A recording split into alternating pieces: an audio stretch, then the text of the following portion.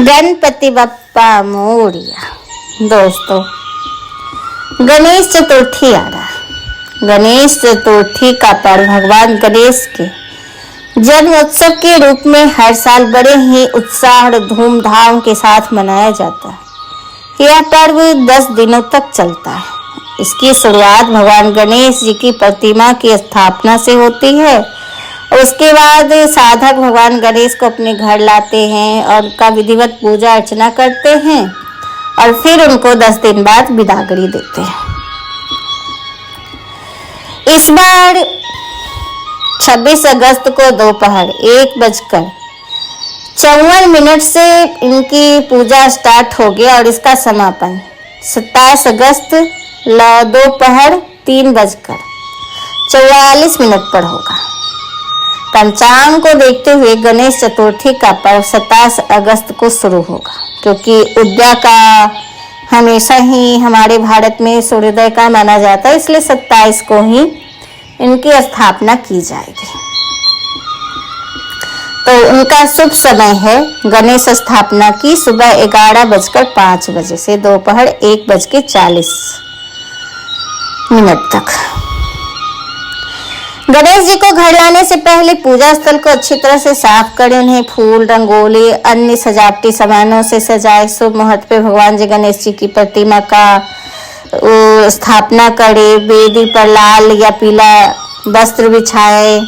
पूजा शुरू करने से पहले हाथ में जल, फूल और चावल लेकर व्रत या पूजा का संकल्प ले। बिना किसी का संकल्प लिए पूजा नहीं करना चाहिए। और फिर उनको ओम गंग गणपतये नमः मंत्र का जाप करते हुए भगवान गणेश का आवाहन करें। भगवान गणेश की मूर्ति को पंचामृत से स्नान कराएं। अगर वो नहीं है, मतलब गणेश जी को हम पंचामृत में नहीं डाल सकते, तो छींटे से स्नान करा सकते हैं। स्नान के बाद उन्हें नए वस्त्र आभूषण पहनाएं। भगवान गणेश को उनका सबसे प्रिय भोग मोदक और लड्डू अर्पित करें। गणेश जी को दुर्वा का घास, लाल फूल और सिंदूर भी चढ़ाए। गणेश भगवान को लाल फूल और सिंदूर अत्यंत प्रिय है। तो अगर आपकी कोई मनोकामना ऐसी है जो पूरी करवानी है भगवान से कह के, तो उनको खुश करने के लिए लाल फूल चढ़ाइए और पीले वस्त्र पहनाइए, गणेश जी को अर्पित करिए या खुद भी पहनिए और सिंदूर जरूर चढ़ाइए। सिंदूर से वो अत्यंत खुश होते हैं। और दुर्वा, कहते हैं कि जो बच्चे पढ़ाई में मन नहीं लगता है ना, जिनकी बुद्धि कमजोर है, उनको बुधवार के 7 बुधवार दूध में एक दुर्वा भिगोकर और अर्पित करने से और अपनी प्रार्थना करे स्टूडेंट या विद्यार्थी, तो उस चीज में सफलता मिलती है। तो आप भी ऐसा करिए। गणेश चतुर्थी क्यों मनाते हैं, इसके पीछे कहानी क्या है? कुछ मान्यताओं का मानना है कि एक बार कार्तिक और गणेश जी का झगड़ा हुआ था, तो दोनों में श्रेष्ठ कौन है, और उसमें गणेश जी ने माता का पिता को बैठाकर परिक्रमा करके और जीत गए थे। तब कार्तिक जी रुष्ट होकर दक्षिण भारत चले गए थे और अपने भाई को मनाने के लिए गणेश जी 10 दिन तक वहां गए थे। और जब 10 दिन रहे तो अपने भाई को मनाकर 10वें दिन वो वापस आए थे। तो दक्षिण भारत के लोग का ये पर्व है, वो लोग मनाते हैं गणेश जी को कि 10 दिन उनको उसी अथी की वजह से मनाते हैं कि उन्होंने भगवान कार्तिक को मनाने के लिए गए थे और उनका सादर सत्कार वगैरह वहाँ आवाद किए थे, 10 दिन वहाँ रहे थे। लेकिन इनके देखा देखी अब पूरे भारत में ये पर्व, ये त्योहार मनाने लगा है सब 10 दिन तक। वैसे उत्तर भारत में नहीं मनाया जाता, क्योंकि वो तो उत्तर भारत में रहते ही हैं। और क्योंकि हम लोग दिवाली में लक्ष्मी जी के साथ गणेश जी की पूजा करते हैं, तो हम लोग को तो ये नहीं करना चाहिए, लेकिन सभी अब कर रहे हैं तो करते ही हैं। पर हम उत्तर भारत के लोग इसे जन्मदिन का मानकर मनाते हैं। भारत के लोग का मानना है कि भगवान गणेश जी बहुत खुशी और समृद्धि लाते हैं और उनकी सभी बाधाओं को दूर करते हैं। तो गणेश जी को प्रसन्न करने के लोग उन्हें जन्म दिवस की तरह मनाते हैं। गणेश चतुर्थी के रूप में लोग उत्सव के लिए विभिन्न प्रकार के भोजन तैयार करते हैं। हिंदू धर्म में गणेश जी की पूजा सब प्रथम सारे देवताओं से पहले की जाती है। गणेश जी का पूजा, कोई भी पूजा हम करते हैं तो पहले गणेश जी की पूजा करते, गणेश जी का आवाहन करते। कोई नया काम शुरू करते, बिजनेस या नौकरी पेशा कुछ भी शुरू करने से पहले गणेश जी का नाम लेते कि सारी बाधाओं को आप दूर करिए। तो इस वजह से भी गणेश जी को प्रसन्न करने के लिए गणेश चतुर्थी मनाते हैं लोग। इनकी कई कहानियां हैं, उन्हीं में से एक कहानी ये है कि एक बार माता पार्वती स्नान करने जा रही थी, तो उन्हें द्वार पर पहरेदार रखने की जरूरत पड़ी। तो उन्होंने अपनी मैल से एक पुतला बनाया, भाई वो देवी हैं, कुछ भी कर सकती हैं। उन्होंने उस पुतले में, अपनी मैल के पुतले में प्राण डाल दिया और एक सुंदर बालक का रूप दे दिया। माता पार्वती बालक को कहती हैं कि मैं स्नान करने जा रही हूँ, तुम द्वार पर खड़े रहना और बिना मेरी आज्ञा के किसी को द्वार के अंदर मत आने देना। यह कहकर माता पार्वती उस बालक को द्वार पर खड़ा करके स्नान करने चली गई। यह बालक द्वार पर पहरेदारी कर रहे होते हैं, तभी वहां भगवान शंकर जी आ जाते हैं और अंदर जैसे ही जाने लगते तो बालक उन्हें रोक देता है। भगवान शंकर जी उस बालक को उन्हें रास्ते से हटने के लिए कहते हैं, लेकिन वह बालक माता पार्वती की आज्ञा का पालन करते हुए भगवान शंकर को अंदर प्रवेश करने से रोकते हैं, जिसके कारण भगवान शंकर क्रोधित हो जाते हैं और क्रोध में अपने त्रिशूल निकालकर उस बालक का गर्दन धड़सलग कर देते हैं। बालक की दर्द भरी आवाज सुनकर जब माता पार्वती जब बाहर आती तो वो इस बालक के कटे सिर को देखकर बहुत दुखी हो जाती है और भगवान शंकर को बताती हैं कि वो उनके द्वारा बनाया गया बालक था जो उनकी आज्ञा का पालन कर रहा था। और माता पार्वती उन्हें अपने पुत्र को पुनः जीवित करने के लिए बोलती है। फिर भगवान शंकर अपने सेवकों को आदेश देते हैं कि वो धरती लोक पर जाए और जिस बच्चे की माँ अपने बच्चे की तरफ पीठ करके सो रही है, जी हाँ, इसीलिए कहते हैं कि जो भी अपनी माँ सोती है ना, अपने बच्चे की तरफ मुंह करके सोती, कभी पीठ करके नहीं सोती है। और उस बच्चे का सिर काट कर ले आइएगा। सेवक जाते हैं और उनको एक हाथी का बच्चा दिखाई देता है जिसकी माँ उसकी तरफ पीठ करके सो रही होती है। सेवक उस हाथी के बच्चे का सिर काट कर ले आते हैं। फिर भगवान शंकर जी उस हाथी के सिर को उस बालक के सिर के स्थान पर लगाकर पुनः जीवित कर देते हैं। भगवान शंकर जी इस बालक को अपने सभी गणों की स्वामी घोषित करते, तभी से इस बालक का नाम गणपति रखा गया। साथ ही गणपति को भगवान शंकर देवताओं में सबसे पहले उनकी पूजा होगी ऐसा वरदान भी देते हैं, इसीलिए सबसे पहले उनकी पूजा होती है। ऐसा माना जाता है कि उनकी पूजा के बिना कोई भी कार्य पूरा नहीं होता। इसीलिए गणेश जी को हर शुभ कार्य में सबसे पहले पूजा जाता है। अब माता लक्ष्मी के साथ भी दीपावली में हम विष्णु भगवान की पूजा नहीं करते, गणेश जी की पूजा करते हैं, क्योंकि माता पार्वती गणेश जी को जन्म दी अपने मैल से और लक्ष्मी माता को पुत्र नहीं था तो गणेश जी को वो अपना धर्मपुत्र बनाई थी। और लक्ष्मी चंचल होती है, एक जगह टिकती नहीं है, और गणेश जी बुद्धि के देवता। तो लक्ष्मी माता ने उनसे ये कहा था कि कोई भी धन किसको देना है नहीं देना है। वो कुबेर जी को खराची बनाए थे कि देना, तो वो अपना मनमानी करने लगे, नहीं इसको नहीं देना उसको नहीं देना। तो बुद्धि से गणेश जी को उन्होंने अपने पास रखा और वो बुद्धि दिमाग देते कि आप ऐसे कीजिए, ऐसे दीजिए, ऐसे करिए, तब कुबेर की भी नहीं चलती। इसीलिए हमेशा दीपावली में जब लक्ष्मी जी की पूजा होती है ना, तो गणेश जी के साथ में पूजा होती है और हमेशा वो गणेश जी और लक्ष्मी जी साथ होते हैं, क्योंकि गणेश जी ही आदेश देते हैं कि माता आप उनके पास जाइए और उनके पास जाइए। इसलिए परमात्मा जन्म देता है, मृत्यु भी देता है, एक हाथ से जन्म देता है, दूसरे हाथ से जन्म वापस भी लेता है। रात होती है, दिन होता है, मौसम बदलते रहते हैं, बदलाव ही तो ऐसा जीवन का रहस्यमयता है। अगर बदलाव नहीं हो, एक ही चीज में हम जीते रहें तो जीवन नीरस भरा हो जाएगा। अगर हम दुख नहीं झेलेंगे तो सुख का एहसास नहीं होगा।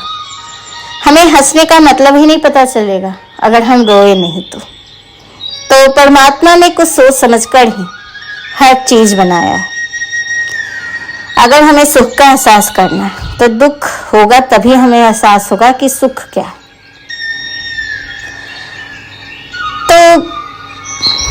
हिंदू धर्म में हर देवता एक या अधिक गुण का प्रतिनिधित्व करते हैं। गणेश विनय और सद्बुद्धि के प्रतीक। विपरीत को साधने के लिए सद्बुद्धि जरूरी है और जीवन को साधने के लिए विनय परम आवश्यक है। गणेश की यही महत्वता है। फिर मिट्टी के मूर्त यही बताती है कि सब कुछ नश्वर है, इसलिए किसी से भी बंध कर नहीं रहना है। दुनिया का कोई धर्म इतना हिम्मतवान नहीं है जो अपने आराध्य को विसर्जित कर दे। गणेश जी बना लिए जाते हैं मिट्टी से, पूजा इत्यादि करके फिर जाकर समुद्र में समा जाते हैं, विसर्जन कर देते हैं। हिंदू में इतनी हिम्मत है कि मिट्टी के गणेश जी भी बना लेते हैं, उनकी पूजा अर्चना करते हैं और फिर उन्हें गीत गाकर धूमधाम मजा कर और फिर जाकर समुद्र में विसर्जित भी कर देते हैं। ये दर्शाता है कि जो आज धरती पे आया है वो कल जाएगा। गणेश चतुर्थी मनाने का ये भी एक रीजन है। ये हमें बताते हैं सुख है तो दुख है, हर सुबह रात के बाद सुबह है, हर सुबह के बाद रात है। ये क्रम चलता ही रहता है।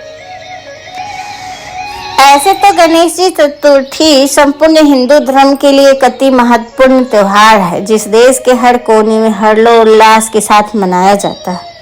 पर ये भाद्रपद में मनाया जाता है। जो घर में गणेश जी की मूर्ति लाते हैं उनका भव्य दर्शन पूजन करते हैं और फिर 10 दिन के बाद विसर्जित करते हैं। पर आपने ये गौर किया है या आपने देखा होगा, महाराष्ट्र, गोवा और तेलंगाना जैसे शहर में अधिक लोकप्रिय हैं गणेश जी। ये गणेश जी के बारे में बड़े बड़े इस समय वहाँ पंडाल लगते हैं। हर एक घर में गणेश जी की प्रतिमा भव्य स्वागत करके लाई जाती है। हर घर में गणेश चतुर्थी को उनकी पूजा होती है। और महाराष्ट्र में तो सिद्धि विनायक, लाल गणेश, न जाने कितने ऐसे मंदिरों हैं जो क्या कहना। गणेश चतुर्थी पर मुंबई और पुणे में एक सामाजिक त्योहार के रूप में मनाया जाता है। उन्हें गणेश उत्सव भी कहते हैं। उनका त्योहार, ये जन्मदिन का त्योहार महाराष्ट्र में अति धूमधाम से मनाते हैं, हर जगह से अलग ही, खासकर मुंबई में। देश भर में मनाए जाने वाले के अलावा इस त्योहार की चकाचौंध अगर देखनी है तो मुंबई और पुणे में जाइए। वहाँ के गणेश जी का पंडाल, भव्य आरती, भव्य श्रृंगार इतना होता है ना कि मत पूछिए। वहाँ पे ना जो हमारे फिल्म स्टार होते हैं वो भी ये त्योहार मनाते हैं। विशेषकर पेशवा युग में मराठा साम्राज्य के संस्थापक छत्रपति शिवाजी महाराज के समय से महाराष्ट्र के हर गांव और हर घर में गणपति बप्पा की पूजा होती है, क्योंकि गणेश जी पेशवा के कुल देवता थे। समय के साथ इनके साम्राज्य में गिरावट होने के कारण गणपति उत्सव में गिरावट हो गई, लेकिन फिर आजादी की जंग लड़ने वाले लोकमान्य तिलक ने इस उत्सव को फिर से शुरू करके फिर से शिखर पे ला दिया। वर्तमान में होने वाले गणेश उत्सव की शुरुआत 1892 में हुई, जब पुणे निवासी कृष्णाजी पंत मराठा द्वारा शासित ग्वालियर गए। उन्होंने पारंपरिक गणेश उत्सव देखा और पुणे वापस आकर अपने मित्र वाला साहब नाटू और भाऊ साहब लक्ष्मण ग्यावले, जिसे भाऊ रंगड़ी के नाम से भी जाना जाता था, उनसे इसे बात का जिक्र किया और फिर से धूमधाम से भाऊ साहब जावले ने इसके बाद पहले गणेश मूर्ति की स्थापना की। लोकमान्य तिलक ने 1893 में अपने अखबार केसरी में जावेले के इस प्रयास की प्रशंसा की और अपने कार्यालय में गणेश जी की बड़ी मूर्ति की स्थापना की। इनके प्रयास से ही यह परंपरा त्योहार का एक भव्य सुजित सामाजिक त्योहार बन गया। तिलक ने ही पहली बार गणेश जी की सामाजिक तस्वीर और मूर्ति जनता में लगाई और 10वें दिन इसे नदियों में विसर्जित करने की परंपरा बनाई, जिसके बाद बड़े बड़े गणेश उत्सव हो हर जाति धर्म के लोग को मिलाकर भव्य मैदानों और पंडालों में होने लगा, जिससे सभी भारतीयों में एकता होने लगी। क्योंकि ब्रिटिश द्वारा इस तरह एक जगह एकत्रित होने पर प्रतिबंध था, गणेश उत्सव के सामने से प्रतिबंध काम नहीं करते थे। तिलक ने गणेश जी को सबके भगवान कहा और गणेश जी चतुर्थी को भारतीय त्योहार घोषित किया। वहां पे छुट्टियां मिलती है महाराष्ट्र में गणेश चतुर्थी पे। पर एक बात आप जानते हैं, भादों के गणेश चतुर्थी में चांद को नहीं देखा जाता है। रात्रि में जो चंद्रमा आसमान में आती है, कहते हैं कि इस दिन चंद्रमा को नहीं देखते हैं। चंद्रमा को देखने से कलंक चढ़ता है। कलंक का मतलब कि जो बात आपने कही नहीं है, फिर भी आपके वहां मौजूद होने से भी होता है ना कि आप वहां थे, आपने ये बात बोली, झूठा आरोप जो लग जाता है, इस तरह का कलंक चढ़ता है। तो इस गणेश चतुर्थी को आसमान में जो चांद आते हैं ना, भाद्रपद वाले, कहते हैं भाद्रपद के शुक्ल पक्ष को जो चांद आता है गणेश चतुर्थी के दिन, उस चांद को नहीं देखना चाहिए। बिन मतलब के बातों में आप फंसेंगे।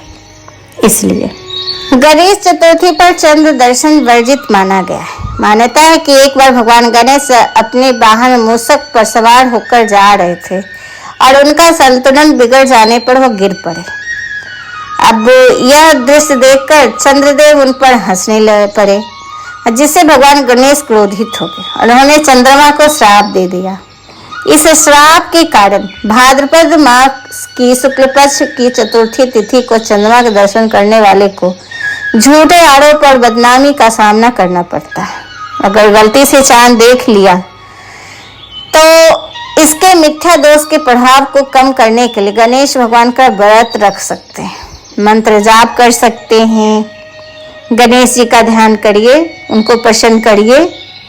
जैसे मंत्रों का उच्चारण कर लीजिए, तब जाके भगवान की दया हो गई, तभी आप बच पाएंगे, नहीं तो मिथ्या दोष तो लगना ही लगना है। कुछ मान्यता ये भी कहती है कि कृष्ण कृष्ण जाप करने से भी इस दोष का प्रभाव थोड़ा कम हो जाता है। तो अगर मंत्र जाप अगर आप नहीं कर सके तो कृष्ण कृष्ण ही कर लीजिए। अब वैसे भी गणेश चतुर्थी उस दिन स्थापित होती है मूर्ति, और अनंत पूजा यानी अनंत चतुर्दशी को गणेश जी का बिदागड़ी हो जाता है कई जगहों पे।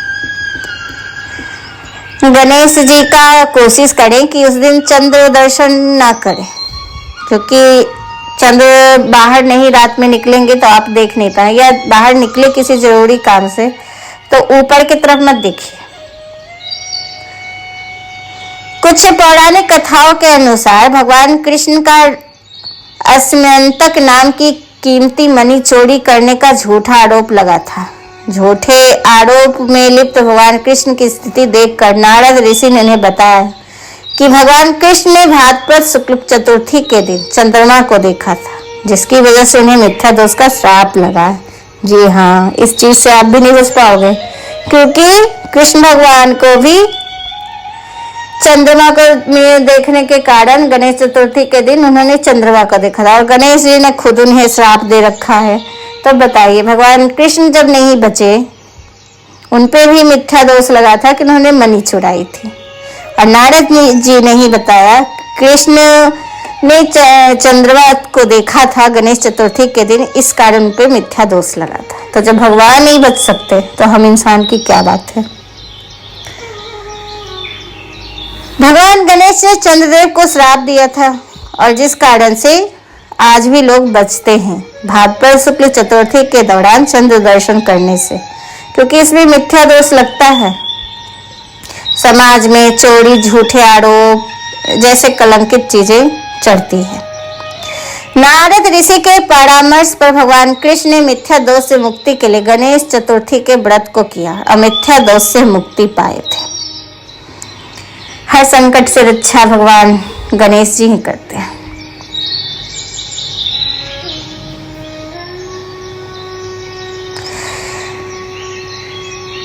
तो आपको ये आज का वीडियो कैसा लगा हमें ज़रूर बताइएगा।